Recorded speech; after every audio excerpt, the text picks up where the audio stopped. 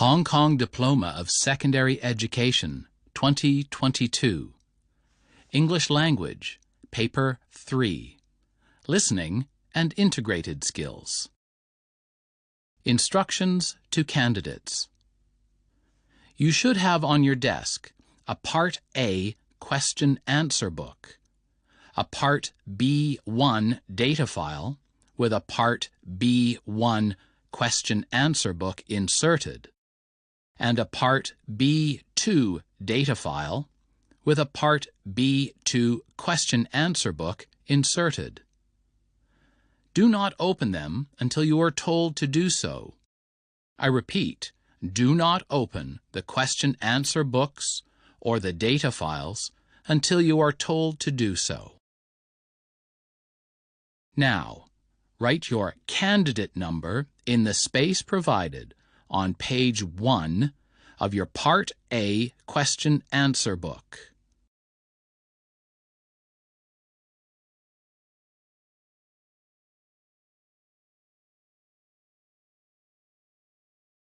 Now look at the Part A question-answer book.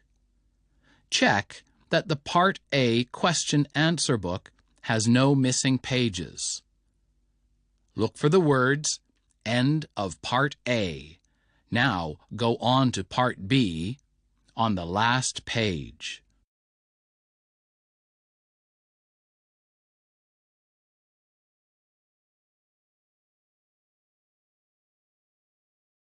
Now, stick your barcode labels in the spaces provided on pages 1, 3, and 5.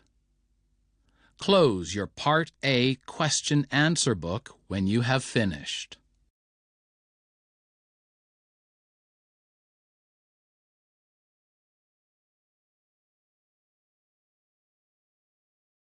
Now, look at your Part B1 data file.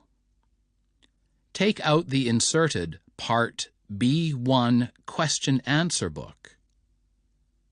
Check that your Part B1 data file has no missing pages. Look for the words, This is the last page of the Part B1 data file on the last page.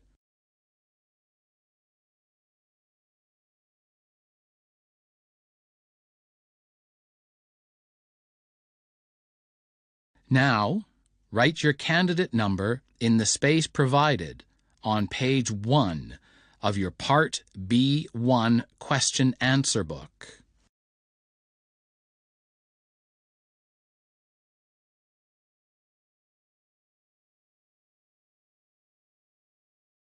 Check that the Part B1 question-answer book has no missing pages.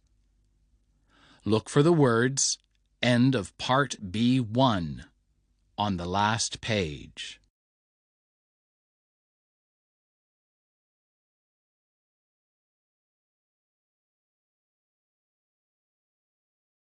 Now, stick your barcode label in the space provided on page 1. Close the Part B1 question-answer book when you have finished.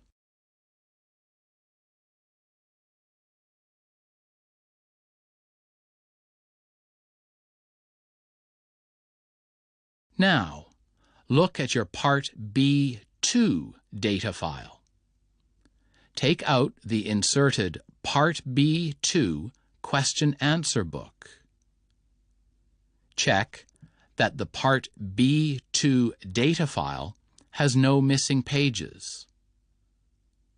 Look for the words, This is the last page of the Part B2 data file on the last page.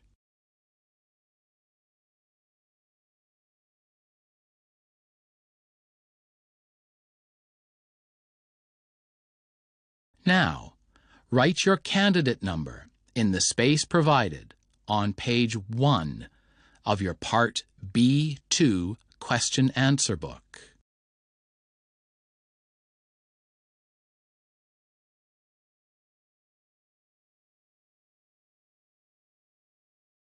Now, Check that the Part B2 question-answer book has no missing pages. Look for the words, "End of Part B2" on the last page.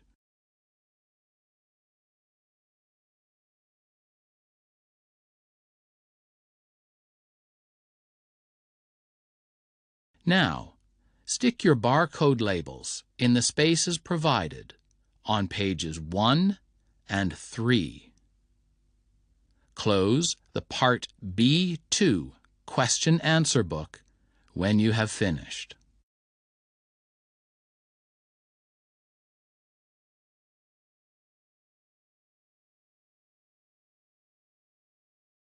You are reminded that all examination materials will be played once only.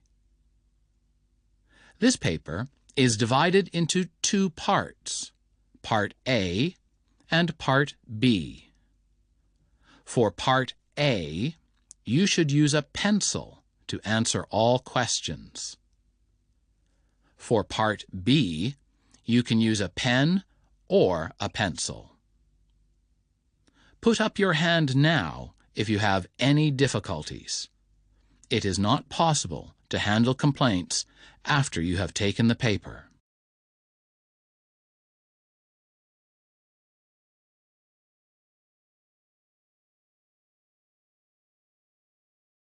The listening component is about to begin. Keep your earphones on until you are told to take them off. Open your Part A question-answer book at page 3. Part A is about to begin. Part A. Situation. Charlie Lau, Fatima Alami, Greta Y, and Keaton Ramos have just set up a tour company for tourists in Hong Kong called Hidden Hong Kong Tours. They also have their own YouTube channel. You will hear several conversations related to Hidden Hong Kong Tours. In Part A, you will have a total of 4 tasks to do. Follow the instructions in the question-answer book and in the recording to complete the tasks. You will find all the information you need in the question-answer book and the recording. You now have 2 minutes to familiarize yourself with tasks 1 to 4.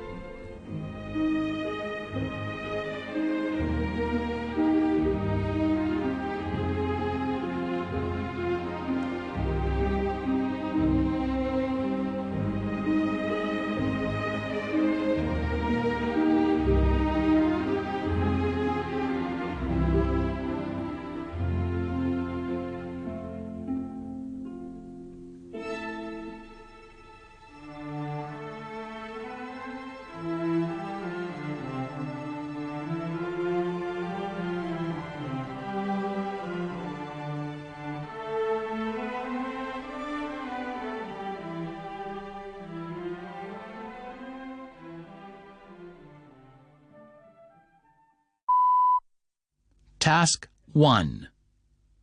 Charlie and Fatima are meeting to finalize the details for a tour. Listen to their conversation and complete the information in the spaces below. The first one has been provided as an example. You now have 30 seconds to study the task. At the end of the task, you will have 1 minute to tidy up your answers.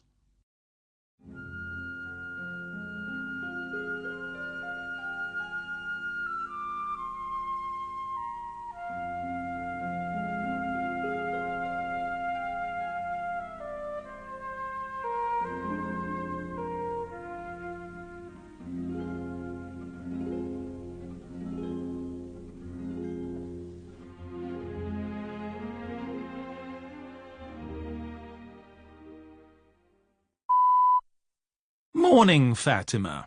Oh, hi. How are the preparations going for that cultural tour to Henry's umbrella store? Yeah, okay. So do you think we can start the tours in December? Oh, yeah, definitely. December weather's perfect for old town tours like this one. Yeah, so how often do we want to run these tours then? I reckon we can have them every Saturday. OK. And each Saturday we can have 2 time slots. One at 9 a.m. and one at 4:30 p.m. Perfect.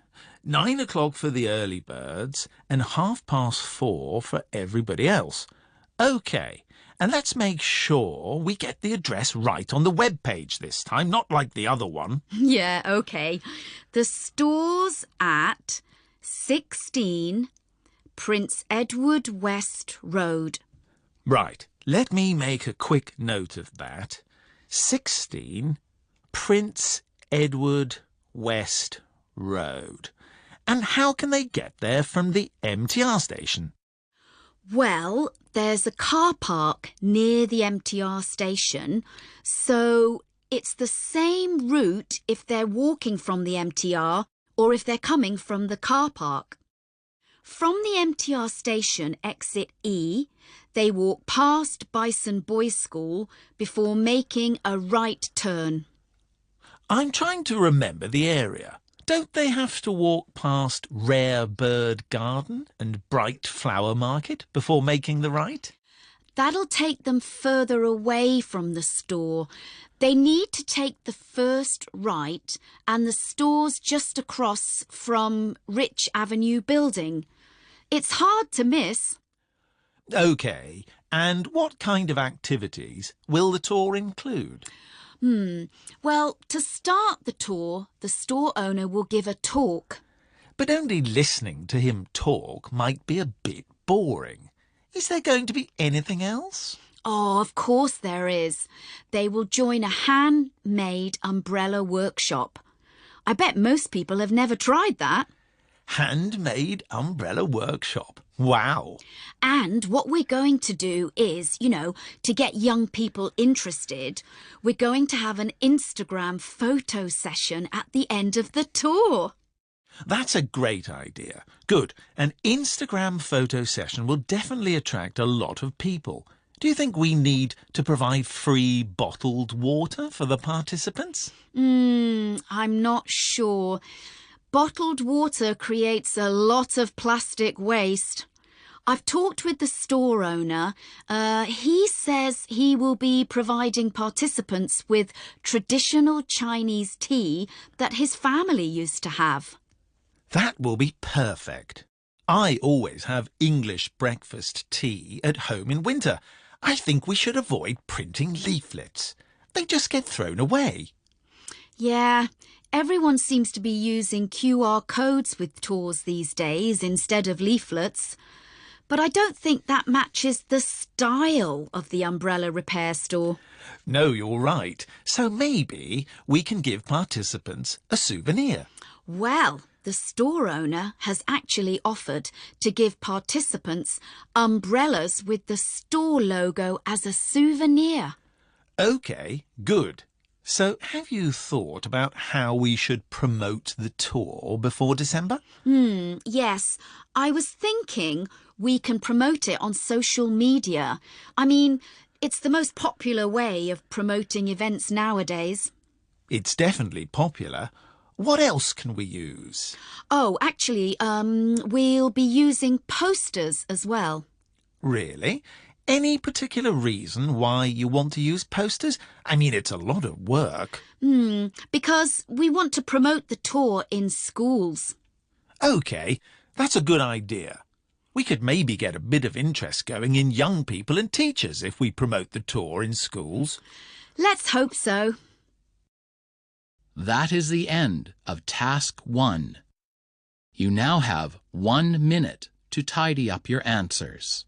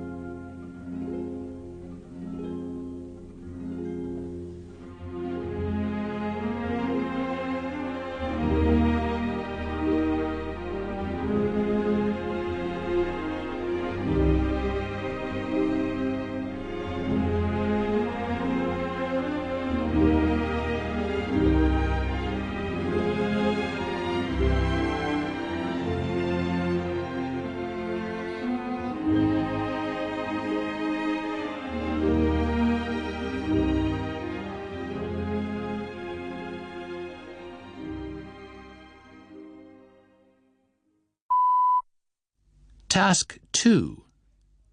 Keaton is interviewing T.Y. Chow for Hidden Hong Kong Tours YouTube channel.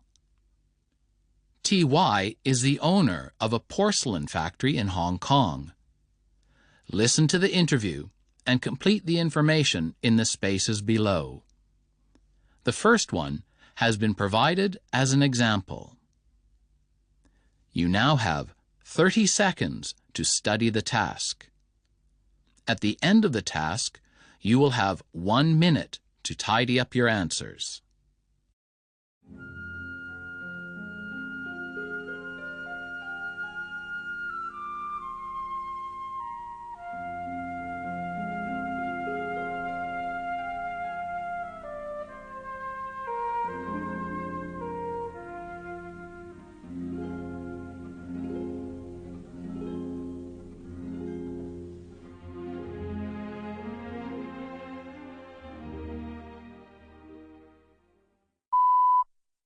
Thanks for meeting me today, T.Y. So, why don't you tell me a bit about your factory to get us started? Well, as you might already know, my factory's name is Guang China Works. We were the first, and are now the last, hand-painted porcelain factory in Hong Kong. Believe it or not, we have been open since 1928. Was there anything about your porcelain which stood out from the rest? Well, that's a good question. I think one thing was that we weren't following traditional styles of porcelain painting. We were known for using gold, pink, yellow, sky blue and turquoise, those sorts of colours. Not traditional at all. And our unique painting techniques were famous in the city as well. What do you mean by unique painting techniques? Yes, well, most factories at that time were using plain designs on porcelain for everyday use. Our approach made our porcelain more expensive, so it was not for everyone.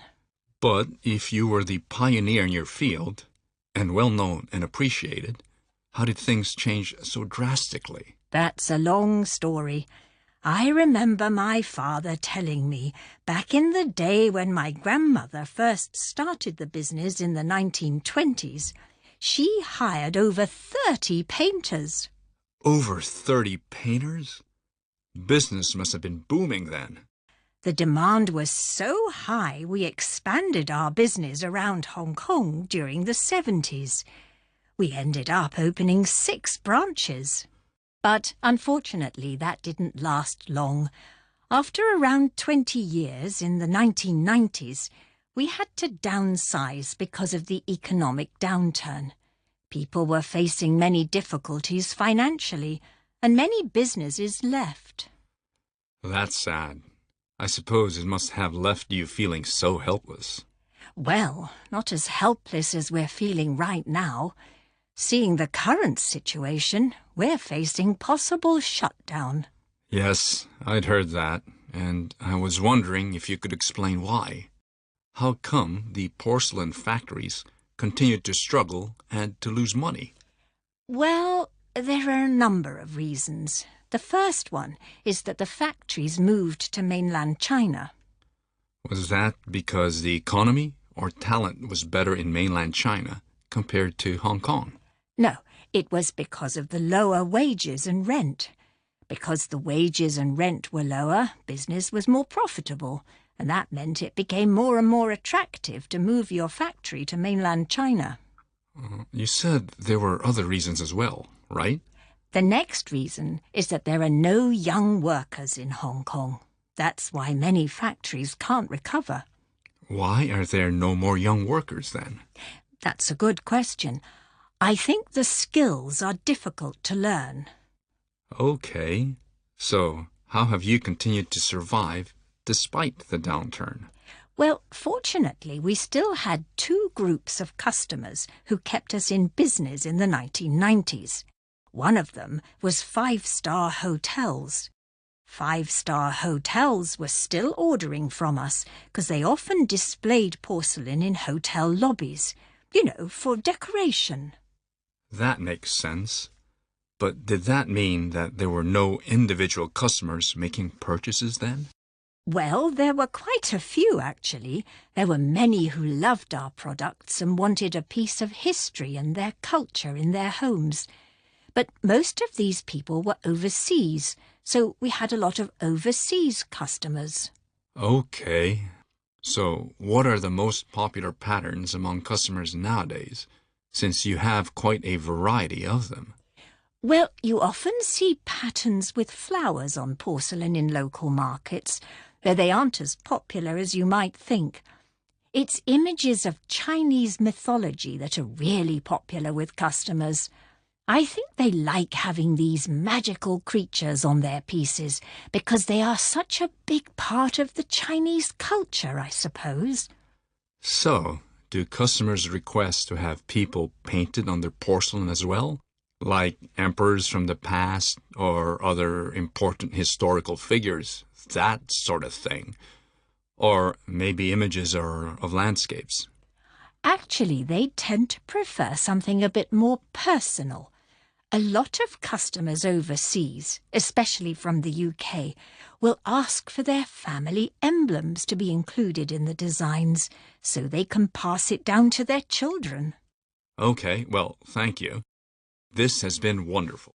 Thank you so much for this interview, TY. That is the end of Task 2. You now have 1 minute to tidy up your answers.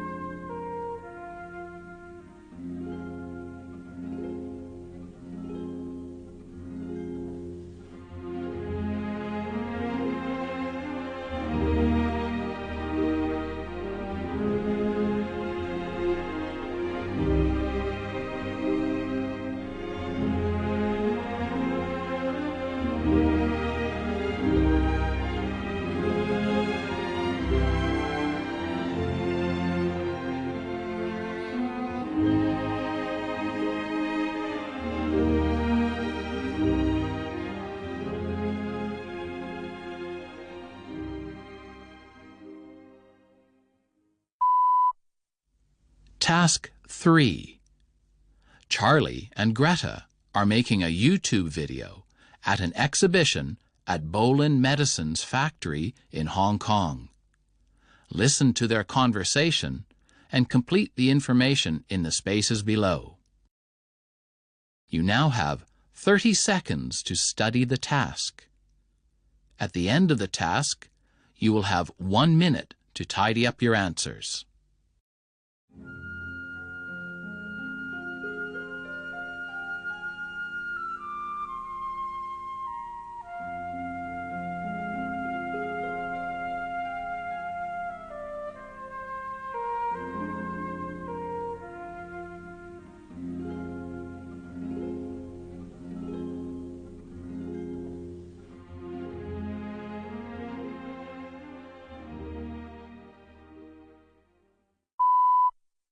Greta, I can't believe we're finally here at the Bolin Medicine Factory exhibition. Bolin Medicine's only the most popular medicine for children in Hong Kong. I've had their medicine tin box at home since I was a kid. Okay, so it's for children. What kind of medicine is it? Is it like those sweets for a sore throat? No, I know which ones you're talking about, but not them. My mum would give it to me every time I had a high temperature. It really worked. It would help me sleep better as well when I was struggling to get to sleep. Now that you come to mention it, I seem to vaguely remember my mom giving it to me too. But it gave me a stomach ache, so I wasn't a big fan of it. So now you know why I'm so excited. I can't wait to learn more about their manufacturing process. I was reading that they won the Shona Finances Award last year. What's that? Because they are successful with their finances and make a huge profit?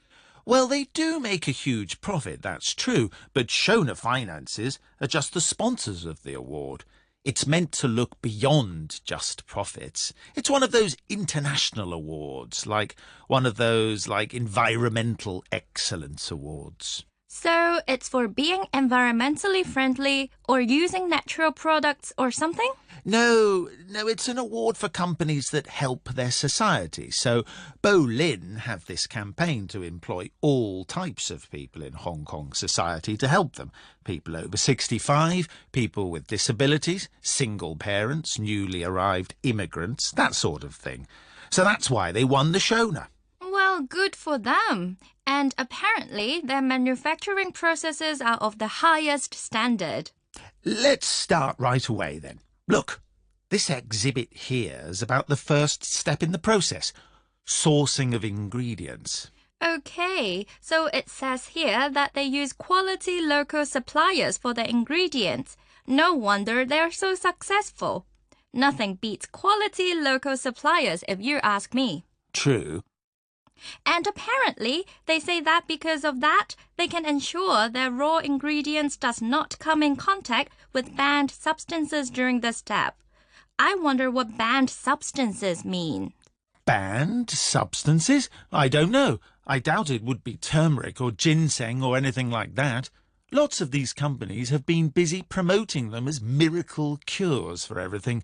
I read somewhere that some companies use pearls. Well, that does sound quite a controversial ingredient. I'm guessing that's what they banned. Well, that's what I was thinking. Or maybe one of those problematic ingredients like shark fin. But no, it says here that it's the good old peanut which is banned. There are too many children who have peanut allergy these days, and they want their medicine to be more accessible.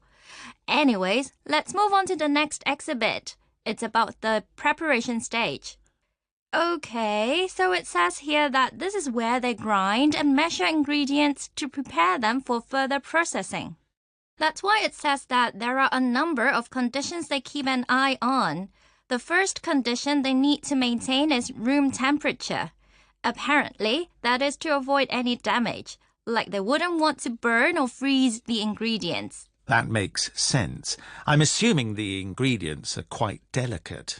OK, let's see. It says here that the next condition they need to ensure is low humidity. It's important to control humidity to prevent mold. Don't tell me about that. I hate even thinking about mold. It's gross. Oops, sorry about that. And it says that the third condition they need to maintain is high air pressure. They do this to kill bacteria. You keep reading that, Charlie. All this talk of mold and bacteria is making me feel uncomfortable. I think I will go ahead to the next exhibit and read about the processing stage. Let's go together. So, what process is involved in making bowling medicine? Believe it or not, it says here that it's cold brew. Cold brew for medicine? That's something I've never heard of. Apparently, it helps maintain the freshness and flavor. I'm sure it does. Hey, look at this. We're at the last step already. It's packaging.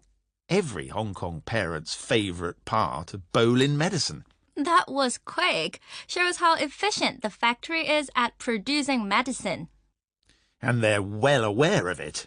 They stopped using tin boxes for packaging a few years back. Now they make sure it's environmentally friendly. Helps to showcase them as a caring company. Look at the packaging design too. It's obviously trying to evoke feelings of family and, comfort and warmth. That's why you feel so nostalgic. It's all deliberate. No wonder they're so successful. So anyway, thanks for joining us at the Bowling Medicine Factory. That is the end of Task 3. You now have 1 minute to complete your answers.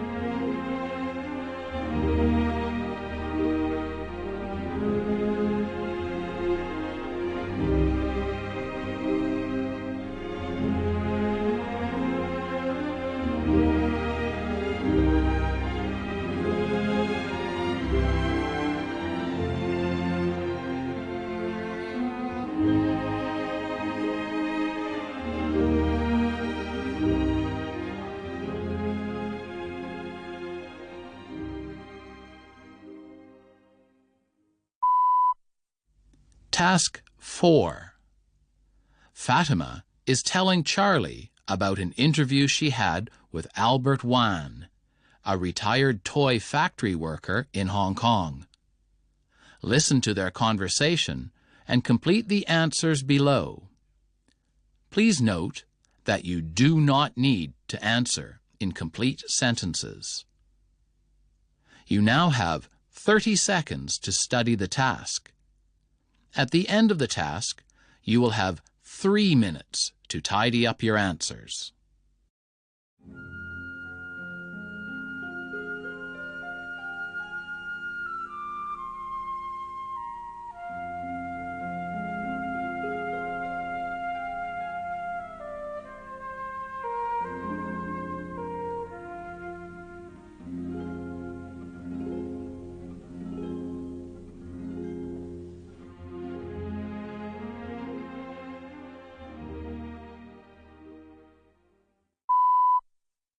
So, how was your interview with Albert Wan then? It was great, to be honest. He was telling me that he worked in the same toy factory, Macro Toys, in Kwun Tong, for almost 30 years. He was born in a tiny village in China, and because his family didn't have much, he decided to go to Shanghai, like a lot of people did, in search of a better life. Yeah, it's a very common story in China at that time. And it was there he got 3 months of training to learn to make toys in a factory. And presumably he then came to Hong Kong because of the war or something. No, it was after that. He said that he came with all of his friends from the factory in Shanghai. The representatives of Macro Toys came from Hong Kong to Shanghai, and they recruited about 100 of them in Shanghai, paid for their ship fare, and took them to Hong Kong. Wow, can you imagine? All of your friends together off to Hong Kong. Must have been a big adventure. Yeah. And did Albert give a sense of how he felt towards his employers, the factory owners, Macro Toys, and how he was treated? Well, he talked about his salary and the additional benefits workers received. He did say that, initially at least, they were paid a really small amount, but he explained that the additional benefits really helped them save a lot of the money they did make. So the additional benefits were really important. So what do you mean by additional benefits? Do you mean like fringe benefits? Like health insurance and bonuses, that sort of thing? Well, sort of. The first additional benefit he mentioned was that the factory provided dormitories for them to stay in. This is more or less unheard of in Hong Kong nowadays, but factory dormitories were common back then. And interestingly enough, he spoke about the importance of the canteen. So all the workers got free food. So that was an additional benefit and really important. And you said that this changed? Yes, well, for Albert at least. He was promoted to being a manager eventually, and so he ended up with quite a comfortable salary. And did the benefits change? Well, he said that as the workforce became more established in Hong Kong, people started having families, so the factory actually built flats for the families to live in for free. That's interesting. You do still see old blocks of flats built by factories in Hong Kong. Yeah, Albert also talked quite a lot about what it was like to actually work in the factory, the good and the bad things. I see. I mean, we hear of some horror stories about factory working conditions in Hong Kong. Yeah, and this was pretty interesting. He spoke about working for 12 hours in a row, standing up. So that was pretty tough. Indeed, that does sound tough, especially standing. But he did say that they had great conversations with the people as they worked for 12 hours together. There was a great atmosphere among them. He loved the banter, the conversations, the jokes between them. He did emphasise that. And what else? He spoke about the great pride in the toys they were making and how he was proud to be making toys that made children happy. Interesting. You forget that factory workers have that sense of pride in what they're doing. So yeah, that was interesting to hear. Oh, and I almost forgot. He said in the summer the heat was unbearable because there were no windows and no aircon in the factory, of course. So it was incredibly hot where they were working. Sounds awful. And did you ask him about accidents in the factory? There must have been loads. Yes, Albert said that he didn't remember any. Yeah, that's what I was thinking. Either Albert is telling the truth and there were no accidents at the factory and Macro Toys had the best safety record in Hong Kong. Yeah, right. Or the world. Or his memory is failing and he can't remember because it's so long ago. He is in his 80s. But I don't think that's it because his memory was perfectly fine with everything else. Maybe he wants to be loyal to the factory and the owners and just not tell us. Exactly. I think you're right. He didn't want to tell you because he was being loyal to the factory and the owners. Yeah, and speaking of which, he spoke about when the factory closed down and how he felt about it. Oh, really? Yes, he was a manager by the time that the factory closed down. Quite successful, you might say. So when the factory closed, everybody in the factory, all the workers, lost their job, but he was kept on, but not as a manager, but as a security guard, guarding the empty factory building. And that's quite a picture. Going from being a manager with all the noise and activity and his friends and colleagues to being alone, guarding an old empty factory. Yeah, I know. But he still stays in touch with the other factory workers he worked with. Does he? That's good. Yeah, a really interesting old guy, Albert. That is the end of Task 4, and of Part 3A. You now have 3 minutes to complete your answers to Task 4 and to tidy up all your other answers.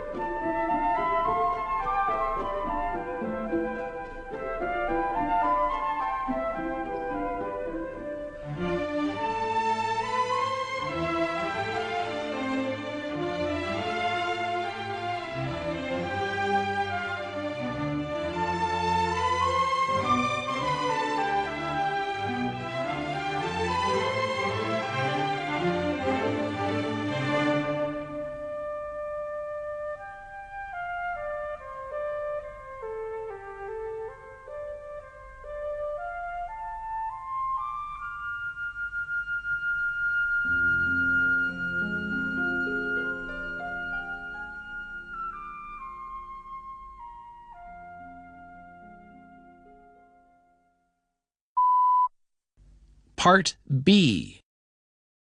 Look at page 2 of your data file. Situation. You are Nico Lin.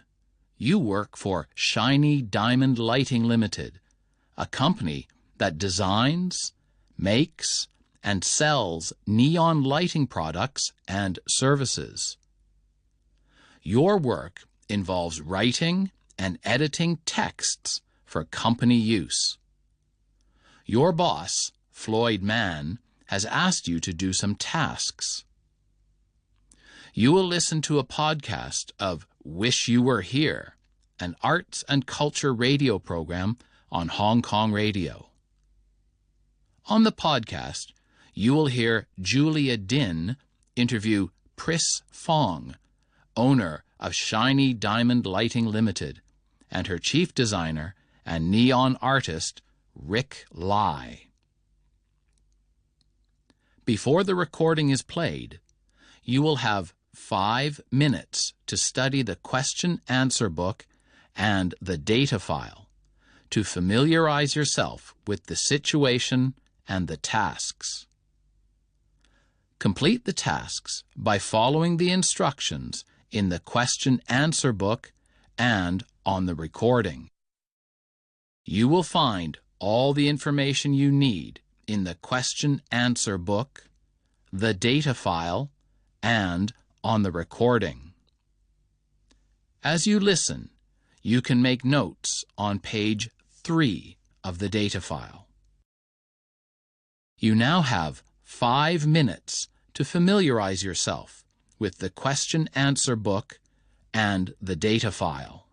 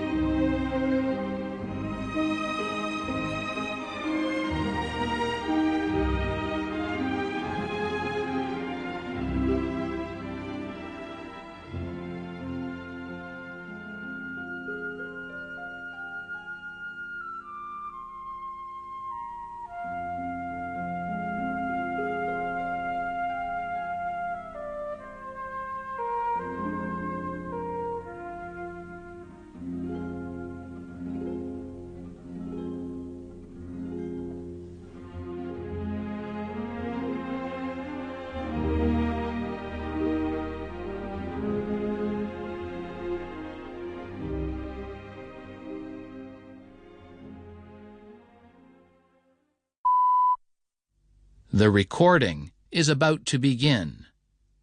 Turn to page 3 of the data file.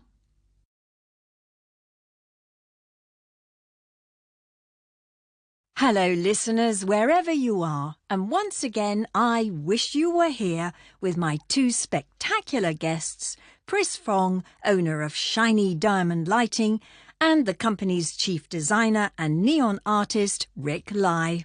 My pleasure, Julia, to be here. Hello, everyone. Now, Pris, your company has not only been a sparkling success, but you have won many prestigious awards. Which award means the most to you, though? Well, it has to be the one we were awarded last year, the 2021 Neon Award. That's neon, right? N-E-O-N, as in the gas we use for lights. Correct. It's an award given to companies who make neon lights. Winning the 2021 Neon Award is something we are very, very proud of. Now let's have a look at some of the products you have brought in. Rick, I love these designs, especially the UFO. It's so green. We also make the UFO in yellow too. Fabulous! Green and yellow are actually my favourite colours. And we have them in different sizes. We have 95 centimetres by 65 centimetres for the large size and 34 centimetres by 20 centimetres for the small. Actually, let me just check that size for the small again. Yeah, 34 centimetres by 20 centimetres for the small size. The small UFO is so cute. How much would it cost for this one? This small UFO is only $600. Only $600. That's a bargain. And this one here. Oh, listeners, I wish you were here so you could see this. It's the Hong Kong skyline that could be used to cover a wall. The colours are amazing. Yes, this one is very special. But it's not available yet. You will need to wait until the 7th of June. Well, that's going in the calendar. The 7th of June, buy my Hong Kong neon skyline. Oh, thank you. Thank you.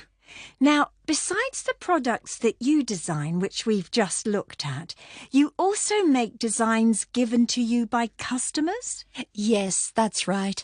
Through our webpage, customers can send us their designs and our neon artists, like Rick here, will make those into a neon sign. What a wonderful service! And I noticed you do birthday cake signs. What's special about those? Well, the customer can tell us the name and the age of the birthday boy or girl, and we will put their name and age onto the birthday cake sign.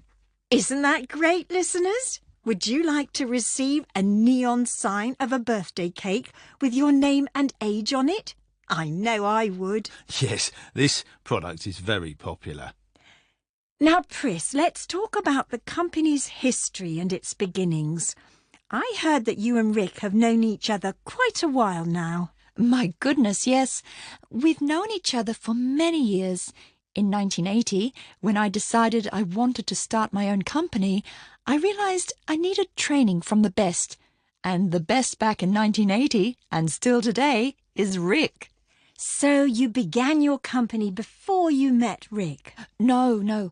I was thinking about starting a company in 1980, but I didn't actually found the company until the next year, in 1981. You see, I needed to get trained first. Rick Lai, back in 1980, was the #1 neon master in Asia. I was extremely lucky that he took me on. In 1981, once I had finished my training with Rick, I founded Shiny Diamond Lighting. Pris had incredible artistic talent. What can I say? I had the best master. You know, Rick trained me for 6 months. He was a wonderful teacher. But it was 6 long months of learning and very hard work. I imagine a few of our listeners might be interested in becoming neon artists, especially young people who are going to college soon. What would you say to any listener who would like to work in the lighting industry? please contact us. Actually, we really want to hire people at the moment. We are looking for trainees, particularly young people, to become neon light makers. It's a very interesting job, and we are offering excellent benefits. We will train each trainee for 6 months, and during that 6 months, you will be paid. That sounds like a wonderful opportunity. You know what? If I weren't working here, then I would love to sign up as one of your trainees.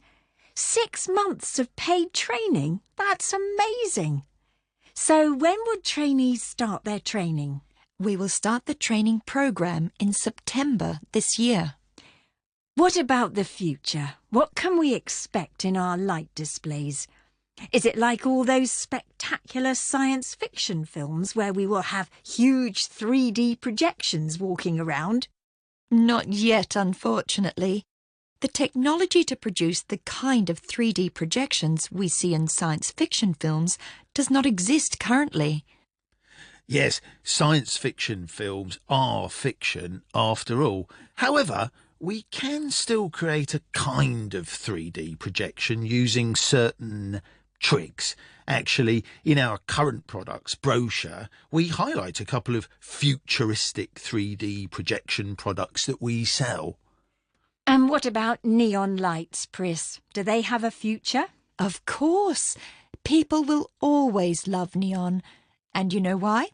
Because neon is made in the heart of stars. That's a fact. Neon gas comes from the inside of stars. When I tell my customers that fact, it really blows their mind. They are amazed that the light they see in their sign came from inside a star. Customers also love the art and craft of neon. Many customers have told me this is why they prefer neon signs to newer technologies like LEDs. Oh yes, Rick's absolutely right. Customers do love the art and craft of neon. Well, thank you both very much for what I'm sure our listeners will agree has been a very illuminating discussion. Tune in next week to the Wish You Were Here podcast, where my guests will be the pop band Bubblegum. Goodbye for now. That is the end of the listening component of this paper. You will now have 1 hour and 15 minutes to complete the written tasks in either Part B1 or Part B2. An announcement will be made when time is up. Take off your earphones now and turn off the radio.